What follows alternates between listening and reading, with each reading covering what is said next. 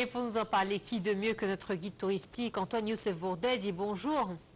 Bonjour, bonjour à vous et à tous les téléspectateurs et très bonne fête. Merci infiniment, j'espère que vous allez bien. Comment se porte le tourisme alors? Il se porte très bien le tourisme cette année. On a fait un record quand même. Alors justement, est-ce qu'il est dû principalement au tourisme domestique ou bien nous avons également des touristes étrangers qui viennent malgré les crises régionales? Non, en général, ça n'a pas été très touché le marché égyptien, le marché touristique est en destination.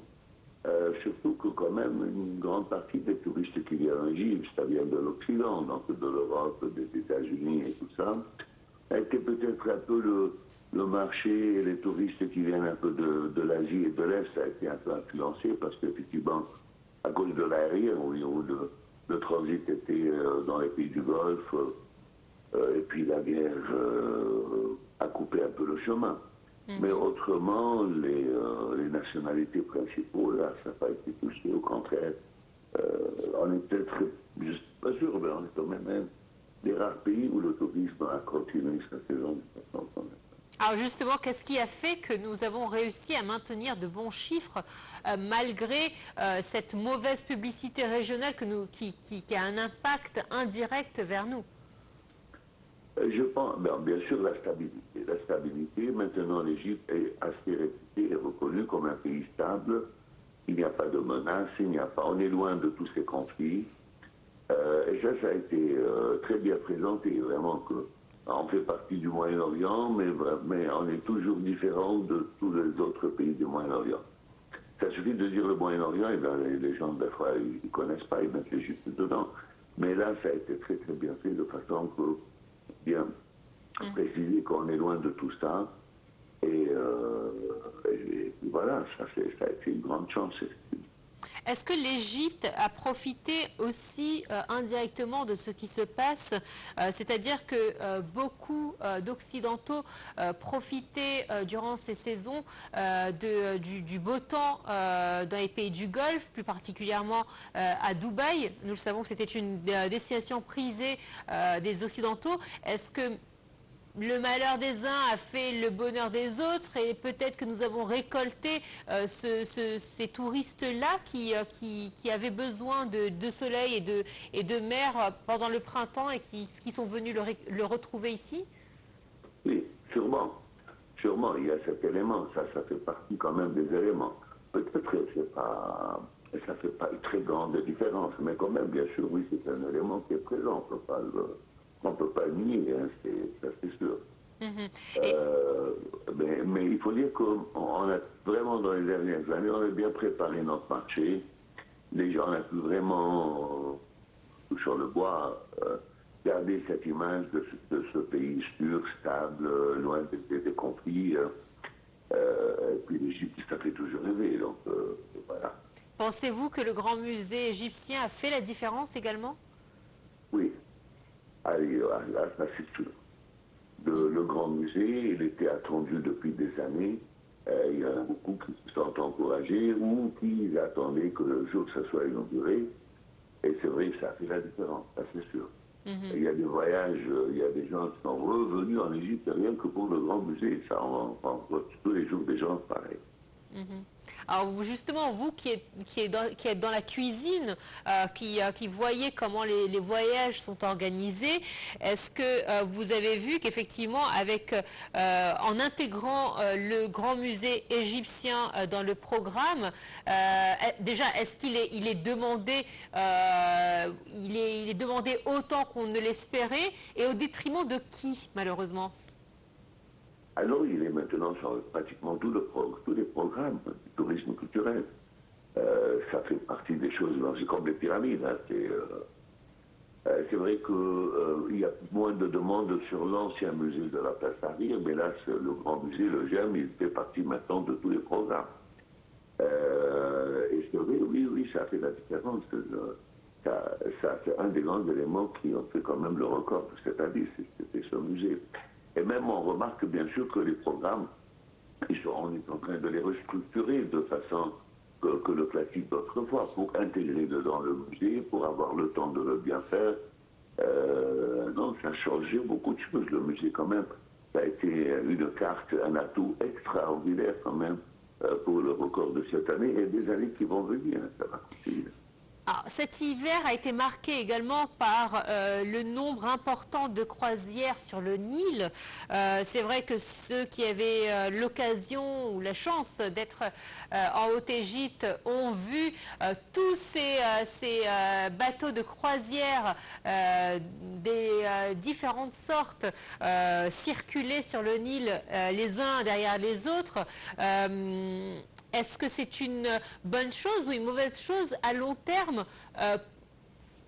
sur le plan de tourisme de masse? Est-ce qu'on n'a pas cette crainte également d'ouvrir la porte à ce genre de tourisme et peut-être avoir des retournées négatifs?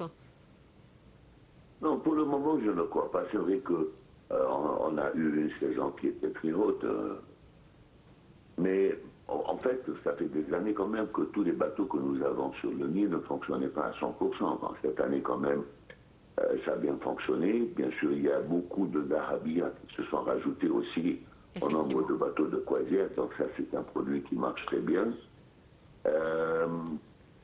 Il a apparu encore un genre de croisière qu'on avait beaucoup autrefois, qu'on avait perdu dans les 15-20 dernières années, c'est les longues croisières du Caire jusqu'à Assouan. Et bien, cette année, on voit plus de bateaux. Donc, de toute façon, quand vous augmentez le territoire sur lequel se fait la croisière, au lieu que ce soit dans 200 km, ça soit sur 850 km, et ben, il y a un potentiel. On peut absorber un nombre de touristes encore plus. Il y a une bonne infrastructure qui a été faite, on continue à faire. Il y a autre type de tourisme aussi qui était un peu touché dans les dernières années, le tourisme du désert, le tourisme des oasis. Et ce qui marche très bien encore depuis une année, c'est un tourisme ou des circuits qui sont entre le Caire et Alexandrie. Beaucoup de touristes qui reviennent en Égypte pour passer plus de temps au Caire et à Alexandrie et voir Alexandrie qu'ils avaient déjà fait la croisière et tout ça. Donc, faire une variété de programmes et de circuits égyptiens qu'il faut. Donc, varier les programmes et les circuits, ça permet tout le temps d'absorber plus de touristes. Alors, vous le savez mieux que moi, le tourisme domestique a été pendant une période la bouée de secours du secteur touristique pendant plusieurs années. Aujourd'hui, avec le retour à la normale, entre guillemets, du tourisme international, c'est vrai que les prix ont commencé à grimper. Je pense notamment au prix des billets d'avion, les chambres d'hôtel également. Comment se porte le tourisme domestique actuellement avec cette flambée des prix? Il y aura toujours la clientèle qui est capable de payer de la montée des prix. Donc, c'est des saisons, c'est-à-dire là, quand on est dans les vacances de fête, dans les hôtels sur la mer Rouge, dans toutes les bannières, tout est à prix plein, malgré les prix. Bon, quand même, il ne faut pas dire que l'Égypte, on est 108 millions quand même d'habitants, plus il y a un tourisme quand même arabe qui est très important. Une de ses destinations principales, c'est l'Égypte. Les touristes qui viennent des pays du Golfe ou du Moyen-Orient, etc. Maintenant, la côte nord qui devient quand même un point d'attraction extraordinaire pour les touristes arabes et pour le tourisme aussi local, on va dire, interne. C'est vrai que les prix ont monté, mais c'est dans les lieux qui sont fréquentés par les touristes étrangers. Mais il y a aussi un tourisme parallèle, il y a des endroits qui ne sont pas fréquentés par les touristes occidentaux ou internationaux. Et il y a seulement des Égyptiens qui fréquentent ces zones. Surtout la côte de la mer Rouge la plus proche du Caire, Zafaran, toutes ces zones-là. La côte nord, bien évidemment, depuis Alexandrie jusqu'à Mars-Matour. Donc ça, c'est actuellement, il y a un monde c'est le début de la saison et c'est très prometteur aussi cette saison. Et justement, vous avez mentionné Ain Sokhna qui se veut être un port de plaisance pour les prochaines années, tout comme celui de Port Saïd. Est-ce qu'aujourd'hui, nous n'ouvrons pas également la porte aux grandes croisières? L'Égypte pourrait être une destination où les touristes viendraient faire des transits ici. Mais ça a toujours existé, effectivement. Mais ça, il est plus lié, effectivement, avec la sécurité de la région. Oui. Et la demande sur le bassin méditerranéen en général. Parce qu'on ça a toujours existé, ce qu'on appelle les excursions rapides. Donc, un arrêt à Alexandrie, on va faire une visite d'une journée au Caire, visiter les pyramides musées, on retourne le soir. Départ de Port Saïd, aller visiter quelque chose et revenir. Un arrêt, je ne sais pas, du côté du Sharm el-Sheikh, on va visiter Sainte-Catherine et on revient. Donc oui, les croisières de mer, ça a toujours existé. Bien sûr, comme on a plus de stabilité, donc ça fait une destination où les bateaux s'arrêtent. Parce que quand même, les bateaux, ils ne font pas tous les pays du bassin.